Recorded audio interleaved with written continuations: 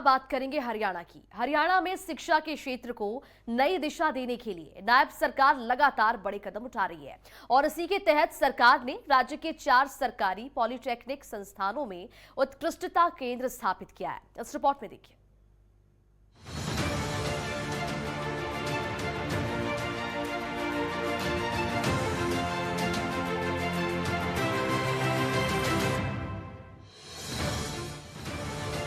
शिक्षा क्षेत्र में नायब सरकार का बड़ा कदम। पॉलिटेक्निक संस्थानों में उत्कृष्टता केंद्र स्थापित। हरियाणा को शिक्षा के क्षेत्र में अग्रणी राज्य बनाने के लक्ष्य के साथ नायब सरकार निरंतर कार्य कर रही है और यही वजह है कि नायब सरकार ने राज्य में 4 सरकारी पॉलिटेक्निक संस्थानों में उत्कृष्टता केंद्र स्थापित किए।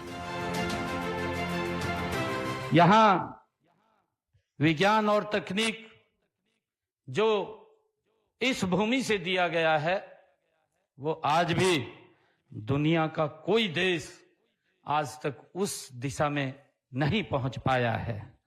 मुझे खुशी है कि स्किल किसी क्षेत्र में किसी भी देश व प्रदेश को आगे ले जाने की ये सबसे पहली इसकी जरूरत है और इस जरूरत को पूरा करने के लिए हमारे हरियाणा के एनआईटी कुरुक्षेत्र की तरह कई तकनीकों की शिक्षा देने वाले अनेक संस्थान यहां पर स्थापित हो चुके हैं। मुझे ये खुशी है कि जब हमारा हरियाणा ये 1 नवंबर 1966 को अपने अस्तित्व में आया, मान्यवर तकनीकी शिक्षा को बढ़ावा देने के लिए हमने कई ठोस कदम उसके बाद उठाए। हम जानते हैं कि 1966 से पहले हरियाणा में एक भी तकनीक विश्वविद्यालय यहां नहीं था, परंतु आज हरियाणा में इनकी संख्या बढ़कर के 4 हो गई है। और मुझे यह भी खुशी है कि 2014 से पहले 2014 जब देश के यशस्वी प्रधानमंत्री आदरणीय नरेंद्र मोदी जी बने तो 2014 से पहले सरकारी तकनीकी शिक्षण संस्थाओं की जो संख्या थी वो 29 थी और निजी संस्थान हमारे हरियाणा में 198 थे, जो आज बढ़कर के 44 उनकी संख्या हो गई है और इसमें 4 गवर्नमेंट पॉलिटेक्निकल में भी उत्कृष्टता केंद्र वो स्थापित किए जा चुके हैं। हमारा हरियाणा कृषि प्रधान ये हरियाणा आज विज्ञान और प्रौद्योगिकी के युग में नई करवट आज ये ले रहा है।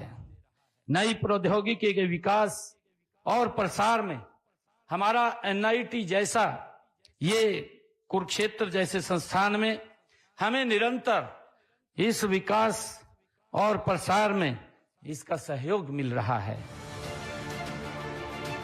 नायब सरकार का उद्देश्य युवाओं को उच्च गुणवत्ता की शिक्षा प्रदान करना और उन्हें हर प्रकार की सहायता उपलब्ध कराना है। इन प्रयासों से ही युवा अपने कौशल और ज्ञान को बेहतर बना रहे हैं, रोजगार और नवाचार के अवसरों का लाभ उठा रहे हैं। नायब सरकार शिक्षा के क्षेत्र में ऐसे सुधारों पर बल दे रही है जिनसे युवाओं को गुणवत्तापूर्ण शिक्षा के साथ साथ रोजगार के अवसर भी मिले और वे समाज और राष्ट्र निर्माण में सक्रिय भूमिका निभा सकें। प्रदेश में बिना पर्ची खर्ची के अब तक 1,80,000 युवाओं को योग्यता के आधार पर सरकारी नौकरियां दी हैं और तीसरे कार्यकाल में 2 लाख नौकरियों का लक्ष्य रखा गया है।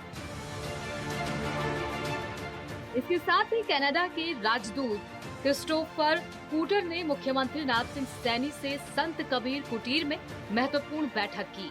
बैठक का उद्देश्य हरियाणा और कनाडा के बीच सामाजिक और पारिवारिक रिश्तों को मजबूत करना था। चर्चा के दौरान कनाडा ने हरियाणा के स्किल्ड युवाओं को रोजगार, ऊर्जा, विद्युत उत्पादन और खनन क्षेत्रों में भागीदारी बढ़ाने पर जोर दिया। इसके साथ ही कनाडा में हरियाणा के उद्यमियों को व्यापार स्थापित करने और निवेशकों को प्रदेश में निवेश करने में सहयोग देने की बात हुई। कनाडा के विश्वविद्यालय स्थापना और निवेश के रोडमैप पर भी विचार विमर्श हुआ।